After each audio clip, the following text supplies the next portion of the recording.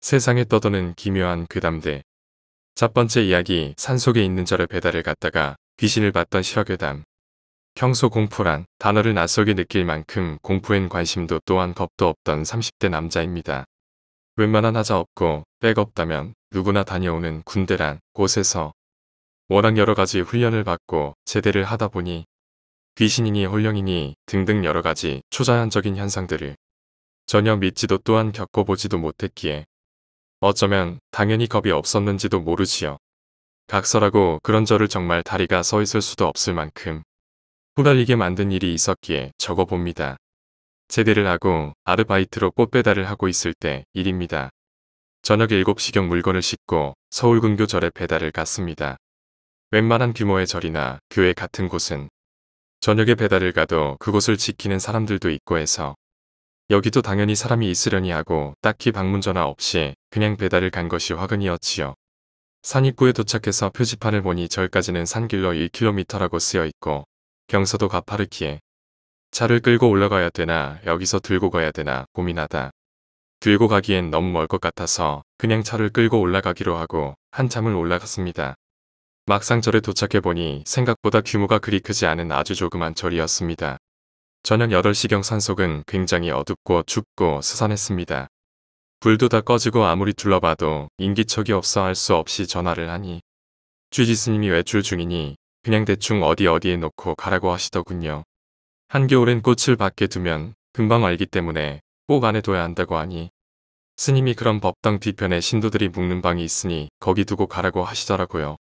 알았다고 하고 꽃을 들고 낑낑대고 그곳에 꽃을 갖다 놓고 다시 투덜투덜거리며 차 세워놓은 곳으로 내려왔습니다.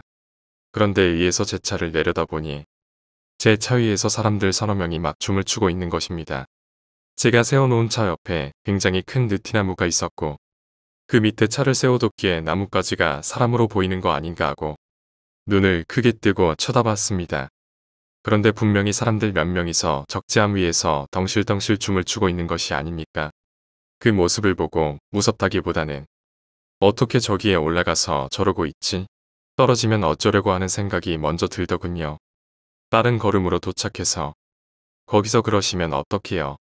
위험하게 하고 소리를 지르는 순간 그들은 정말 순식간에 그야말로 순식간에 내가 서 있는 곳 반대편으로 사사삭 내려가더라고요. 이상하단 생각이 들기 시작하면서부터 긴장이 되더라고요. 도저히 사람이 표현할 수 없는 자세로 순식간에 마치 풍선이 바람 빠지면서 날아가듯이 그렇게 내려가더라고요.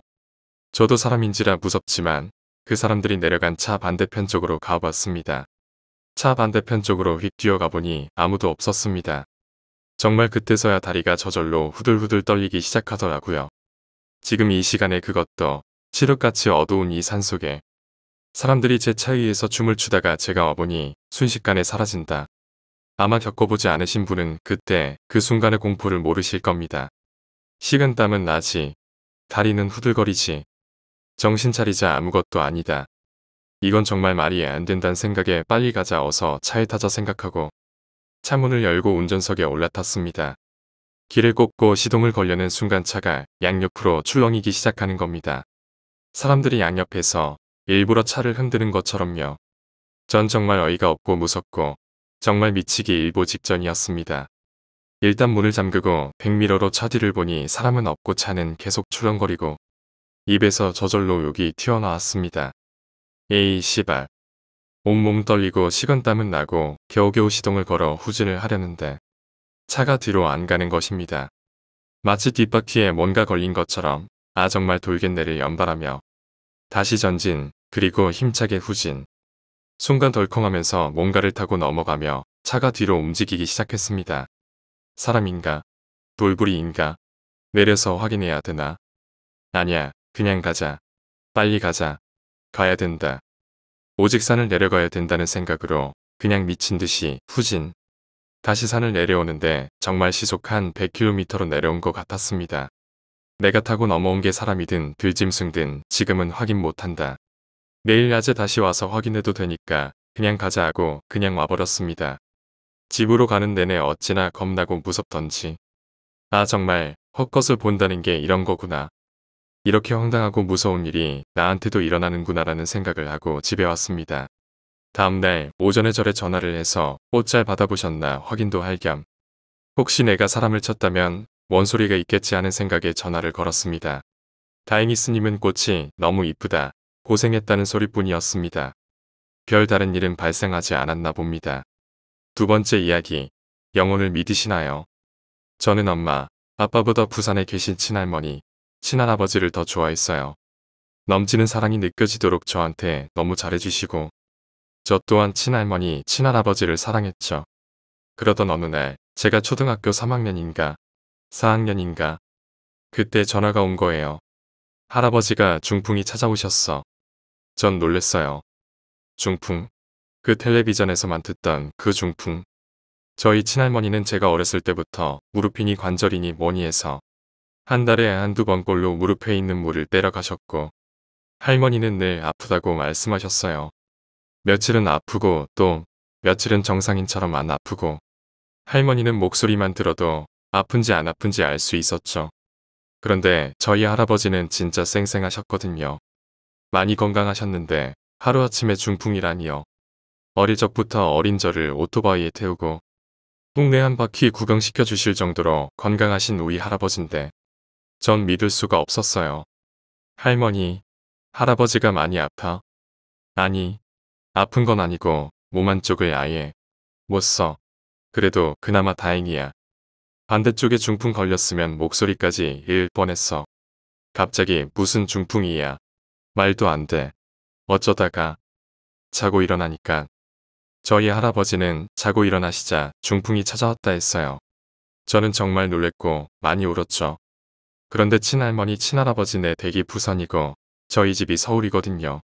그때는 KTX다 뭐다 안 나와서 내일 학교를 가야 하기 때문에 전 할머니네 집에 갈 수 없었고 할머니, 내가 방학 때 꼭 할머니네 집에 갈게. 그러니깐 할아버지 보고 기다리고 있으라 해. 할아버지랑 차마 통화를 할 수 없었고 뭐라고 해야 할까요? 무서웠다고 해야 할까요? 그러니깐 힘없는 할아버지의 목소리를 듣는 게 무서웠다고 해야 할까? 아무튼 그때는 왜 그랬는지 모르겠지만 전 할아버지와 통화하지 않았어요. 그리고 여름방학이 되자 저는 할머니 할아버지네 집에 찾아갔어요. 그런데 할아버지가 지팡이 같은 거라고 해야 하나? 아무튼 오토바이도 타시고 건강하시던 할아버지가 절뚝절뚝 걸으시면서 오시는 거예요. 전 진짜 상상만 하다가 상상 이상이어서 그만 그 자리에서 울고 말았어요. 할아버지도 속상하실 텐데 전 처음 할아버지를 본 날 많이 울고 또 울었어요. 그렇게 방학 동안 할아버지 소변도 받고 수건으로 물 묻혀서 때도 닦아드리고 그랬는데 그리고 중1 때 할아버지는 온몸이 안 좋아지셔서 입원을 하셨죠. 그리고 방학이 되자 전 또 할아버지를 찾아갔죠. 반년 만에 찾은 할아버지의 모습. 병원에 들어서자 약 냄새는 진동을 했고 마음이 아팠죠. 할아버지, 나왔어. 누구세요? 충격.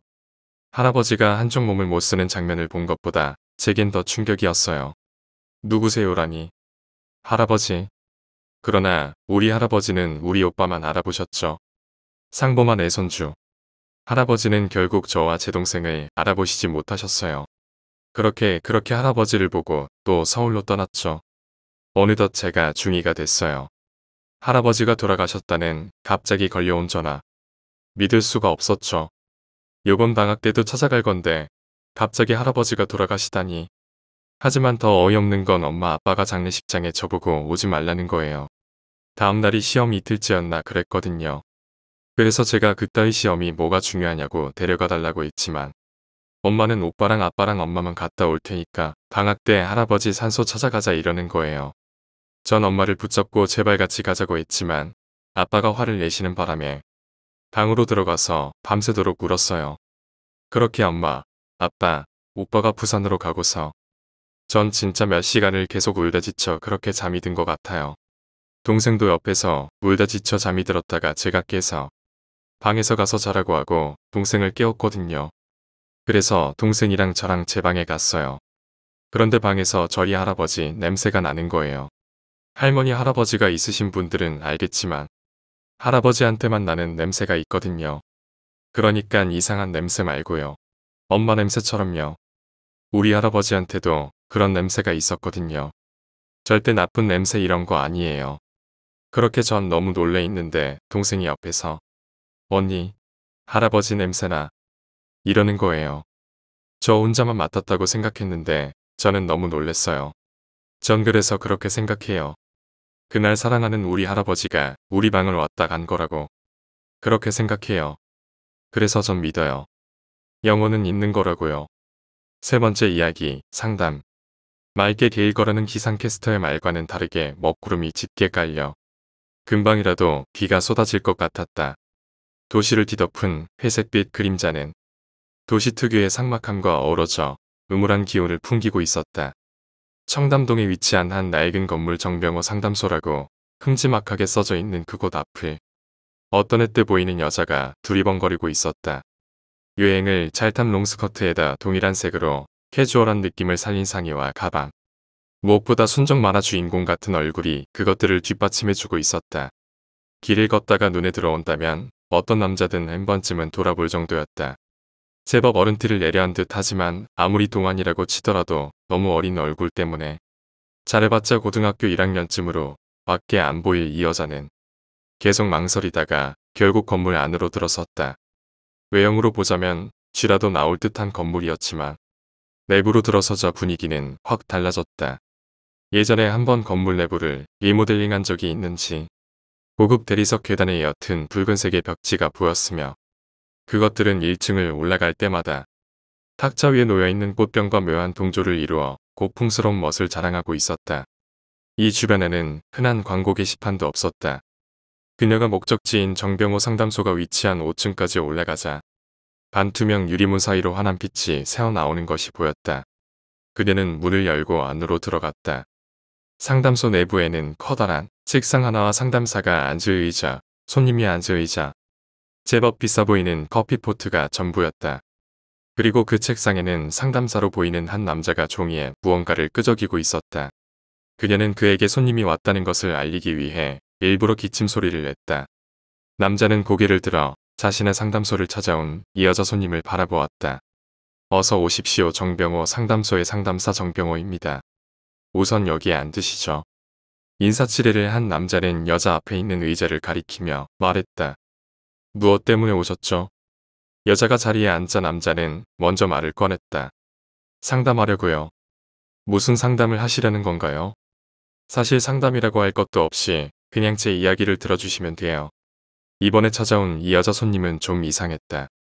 본래 성격이 까칠했던 남자는 그럴 거면 여기 왜 왔냐고 말하고 싶었지만 오랜만에 온 손님을 제 발로 차버릴 순 없었기에 참았다.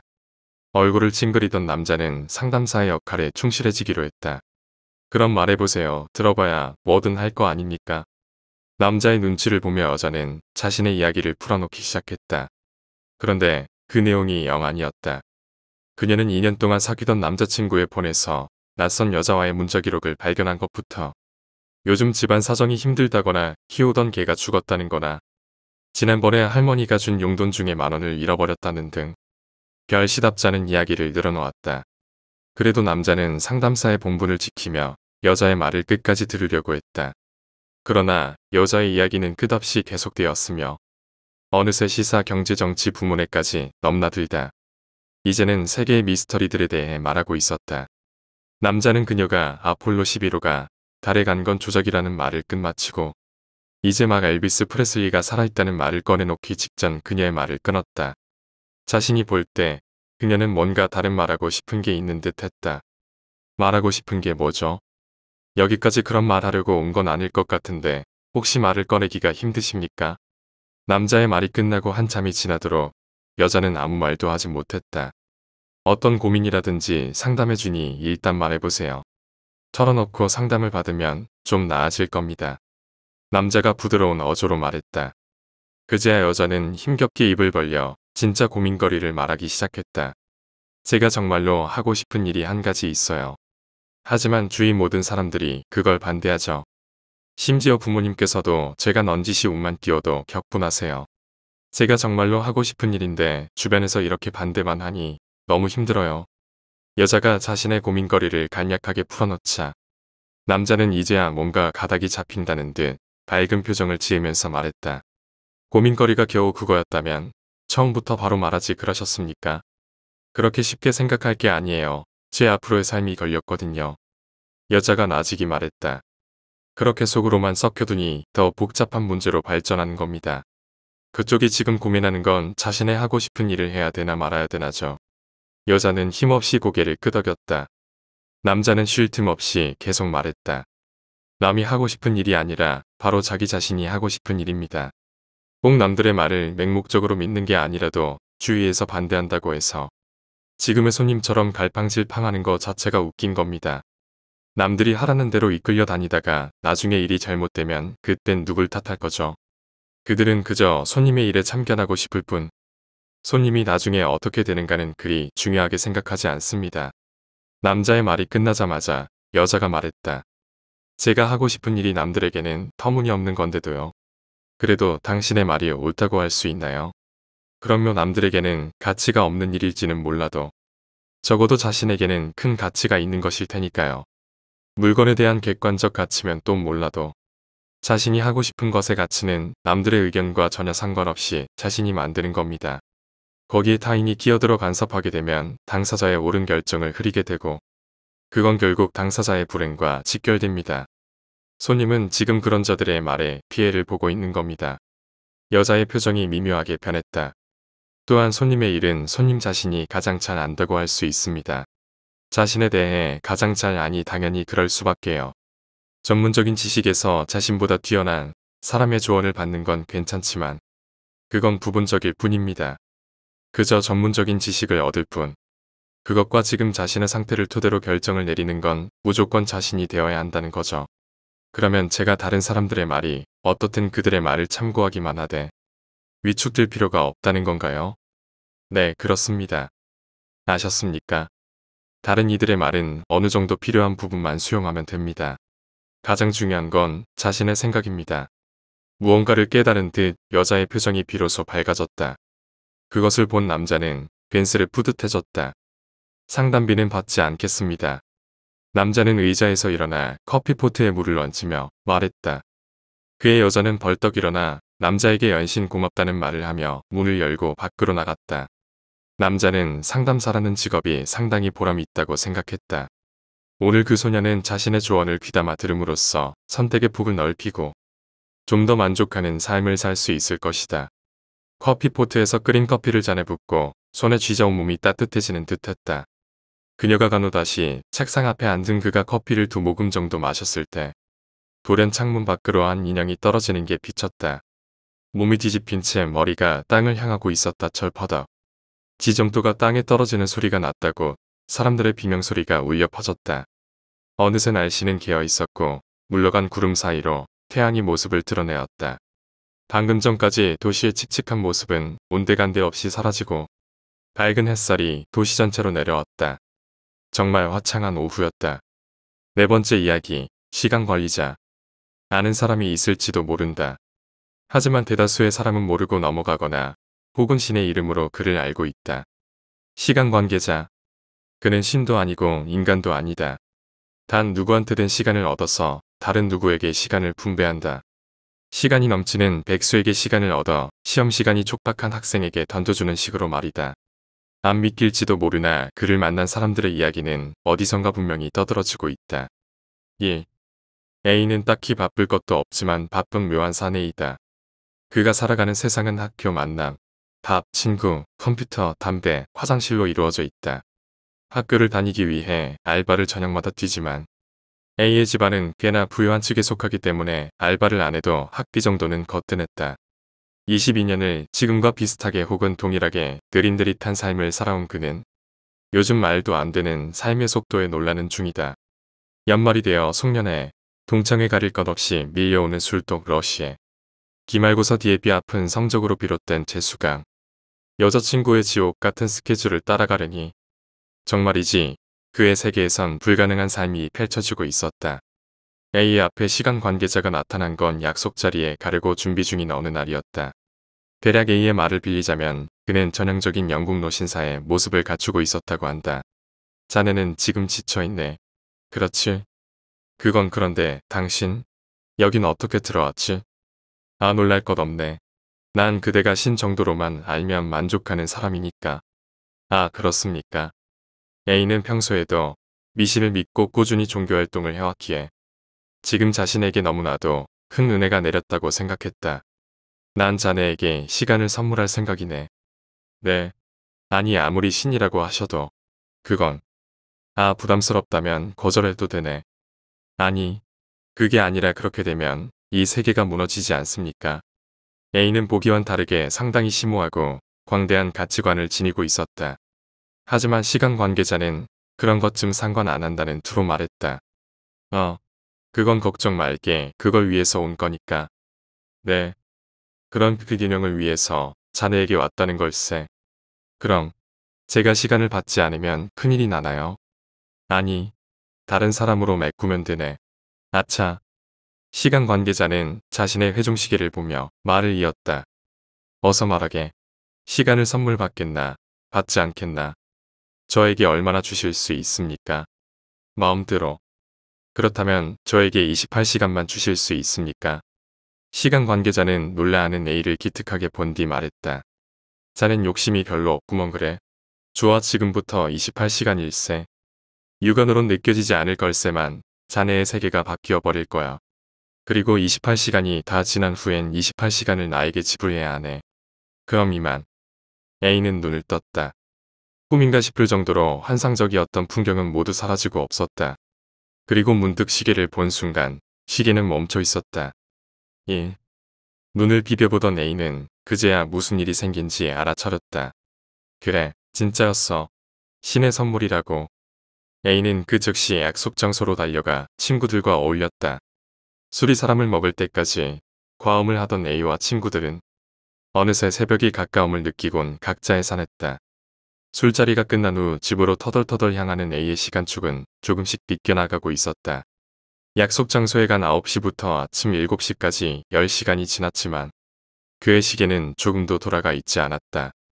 이게 웬 횡재인가. 그날을 기점으로 애인과의 데이트 약속을 늦출 것도 없이 한 4시간 정도 쉬다 나가도 아무 문제가 없었고 과제 제출 시간을 8시간 정도 늦게 내도 모두 정상 처리가 되었다. A는 28시간 중 22시간의 여유로 단 이틀 동안 일주일간 있을 모든 계획을 반 이상 끝내놓았고 심지어 다음 주 스케줄부터는 빡빡하지 않도록 조정의 시간마저 가질 수 있게 되었다. 6시간. 무엇을 할까 고민하던 A는 해도 안 지나가는 이 시간을 단번에 써버릴 좋은 생각이 났다. 그리고 그 계획을 옮기라는 찰나 A의 시계가 다시 움직이기 시작했다. 아직 시간이 다 안 돼. A는 그제야 생각이 난다. 인간은 잠을 잔다. A가 인간인 이상 그는 잠들 수밖엔 없었다. A가 깨달은 건 이것뿐이지만 깨달아야 될 건 한 가지 더 있었다. 이미 3시간 전부터 시계는 움직였다. 단 A는 그것을 보지 못했다. 3. A의 이야기. 지금은 대략 아침 8시쯤으로 추정된다. 어제 내가 시간을 다 써버렸지. 아깝네. 하지만 어쩔 수가 없다. 이미 다 써버리지 않았나. 그러니까 이게 지금 내 생각엔 내가 쓰고 싶을 때만 쓰는데 잠들면 저절로 써진다는 건데. 18 진작 말해주지 영감탱이. 그러고 보니 오늘이 데이트하는 날이네. 1시 정도에 만나기로 했는데 나는 그때까지 할 일도 없고 해서 TV를 틀었다. 아침 뉴스. 뉴스에선 불쌍하게 차에 치여 죽은 불쌍한 학생에 대한 소식이 흘러나오고 있었다. 불쌍한 새끼. 정신없이 TV를 보다가 시계를 보니 어느새 1시가 되었고 나는 TV를 끄고 나갈 채비를 했다. 그러던 중 핸드폰으로 애인이 전화했다. 우리 아기 오빠가 그렇게 보고 싶어. 금방 가. 오빠, 어떻게 날 바람 맞출 수 있어? 나 지금 2시간째야. 오빠, 평생 보지 말자 우리. 님이 이게 뭔 지랄이라지? 여자들은 다 이런가? 이런 생각을 하며 나는 습관적으로 시계를 봤다. 3시 10분. 분명히 아까 12시 48분인 걸 똑똑히 확인해. 그리고 28시간이 다 지난 후엔 28시간을 나에게 지불해야 하네. 나는 생각이 났고 부르짖었다. 망할 영감탱이. 말도 안 되는 지랄은 집어쳐. 나는 문득 무서워졌다. 그리고 고개를 들었다. 시계는 3시 12분을 가리키고 있었다. 다행이었다. 아직 시간은 날 기다려주고 있다는 사실이 너무나 안도되었다. 내가 전전긍긍하던 사이 어느새 시간은 6시가 되었다. 그리고 내 핸드폰으로 걸려온 전화. 이씨, 지인 되십니까? 예, 그렇습니다만. 빨리 와주십시오. 지금 1시가 급합니다. 여기는 지금 WR병원. 기다리세요. 두려움에 이가 앙다물어졌다. 시계를 보면 안 돼. 엄청나게 두근대며 격렬한 나의 몸동작은 병원 앞으로 이끌었고 곧 나를 귀 앞에 세웠다. 이렇게 늦게 오시면 어떡합니까? 나의 애인, 귀. 그녀는 내 앞에 차갑게 죽어 있었다. 시계는 11시를 가리키고 있었다. 웃음밖엔 나오지 않는다. 웃는 나를 보곤 사람들은 너무 충격을 받아 저러나 싶은 눈길이다. 아무렴 충격을 받았지. 시간은 그때부터 나를 짓누르고 있었다. 집으로 걸어가는 길은 외롭고 괴로웠다. 괴로움을 달래려 침대에 나를 던지고 잠을 청했다. 눈을 감았다 떴을 뿐인데 아침이다. 아침 9시. 전날의 흔적은 몸에 고스란히 남아있지만 시간은 10시간이나 멀어져 있었다. 나는 그 순간 비가 생각났고 눈물을 흘리고 있을 때 핸드폰으로 친구의 문자가 왔다. 오늘 중간고사야. 빨리 튀어와. 중간고사라. 상당히 중요하다. 하지만 나에겐 중간고사보단 시간을 피하는 게 중요하다. 시발 두고 봐 이번엔 반드시. 나는 그 자리에서 쫓기듯 급하게 뛰쳐나왔다. 곧바로 택시를 잡아타고 캠퍼스 앞 건널목에 도착했다. 그리고 뛰어가던 중 순간 나의 몸이 느려지고 너무나도 빠르게 자동차가 날 향해 다가왔다. 앞이 깜깜했다. A는 지금 굉장히 이상한 어떤 말하자면 시계박물관 같은 곳에 와 있었다. 여기가 어딜까 돌아다니던 A는 의자에 앉아 책을 읽는 노신사를 보았다. 시간 관계자. A는 문득 생각해냈다. 자기가 여기까지 오는 과정과 그 고난들 모두 이 늙은이 때문이라는 것을. 시간 관계자는 말했다. 어떤가? 유용하던가? 지랄하지 마. 영감. 날 돌려보내. 죽여버리기 전에. 자네가 날. 걔가 웃겠구먼 그래. 난 분명히 모든 내용을 말했고 자네는 받아들였네. 그래서 줬다가 가져온 건데 무슨 불만이지? 귀한테 그 지랄을 해놓고 지금 왜 그러냐는 말이 나와. 아, 그리고 기억이 나서 하는 말인데. 자네가 죽은 걸 보시곤 자네 어머니도 자살하셨네. 내가 죽어. 그건 뭔 개소리야. 난 안 죽었어 봐. 살아있잖아. 넌 특별히 내가 불러서 이리로 온 거야. 사과하기 위해서. 뭐, 그딴 짓을 해놓고 뭐. 수염을 잠시 쓰다듬은 시간 관계자는 이어 말했다. 자네의 시간을 학생에게 공급했는데 그 학생이 죽어버렸더군. 이게 왜 미안한 소리냐 하면 자네에게서 얻은 시간을 여기저기 뿌리다 보면 그들이 시간을 쓰게 되는데 자네가 시간을 잃어버린 그때에 쓰는 거지. 그런데 마침 한 명을 깜빡했더군.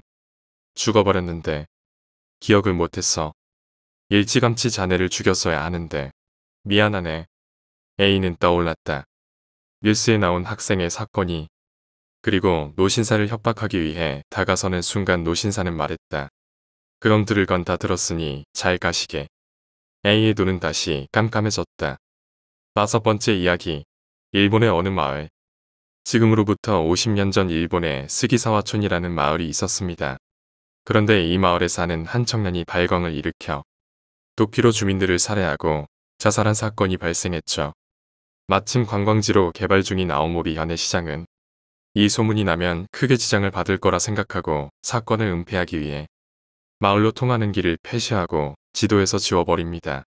그런데 이 소문만 무성한 폐쇄된 마을이 일본에서 유명한 괴담의 소재로 쓰이고 있는데 1996년경에 발생한 사건 때문이랍니다. 어느 날 아오모리현에 여행을 왔다가 2명의 남성과 1명의 여성이 요나카 산초우를 드라이브 하던 중 숲속에서 길을 잃고 헤매고 있었습니다. 그렇게 헤매던 중 날은 어두워지고 일행은 초조해져 갔습니다. 그러다 어두운 산길 안 여성이 낡아서 더러워진 신사 앞 기둥문을 찾아냈습니다. 그녀의 말에 운전을 하고 있던 남성은 차를 세웠고 그는 이곳에 소문으로만 들었던 스기사와 마을인 걸 눈치채고 나머지 2명에게 마을을 탐험해 보자고 제의합니다.